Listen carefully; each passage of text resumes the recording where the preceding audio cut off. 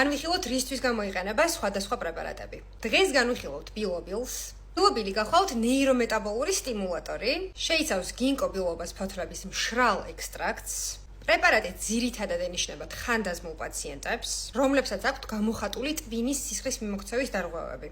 რასაც თან ახლავს ყურადღების ან და მეხსიერების დარღვევა, ინტელექტუალური შესაძლებლობების დარღვევა, ჩფოთვის და შიშის შეგრძნება, თავბრუსხვევა შუილი ყურებში, ძილის დარღვევები, ასევე ინიშნება პაციენტებში, რომლებსაც აღენიშნებათ ქვედა-კიდურებზე სისხლის მიმოქცევის დარღვევა. უკუნაჩვენებია, რა თქმა უნდა, იმ შემთხვევაში, თუ პრეპარატის შემადგენლობაში შემავალ ნებისმიერ კომპონენტზე გაქვთ ალერგიული რეაქციები. ასევე უკუნაჩვენებია პაციენტებში, რომლებსაც აქვთ სისხლისმიერი დაავადებები, განსაკუთრებით შედედებასთან დაკავშირებით, ჭის და 12 გოჯანაზლავის წყლოვანი დაავადებების დროს, ასევე უკუნაჩვენებია პაციენტებში 18 წლამდე. ბილობილის მიღება არ არის რეკომენდებული ორსულობის და ლაქტაციის პერიოდში. მეგობრებო, არ დაგავიწყეთ, რომ ეს არის ზედაპირული ინფორმაცია და არც ერთი პრეპარატის მიღება თვითნებურად ექიმთან კონსულტაციის გარეშე არ არის რეკომენდებული. დამიწერეთ, რომელი პრეპარატი გინდათ, რომ განვიხილო შემდეგ ვიდეოში.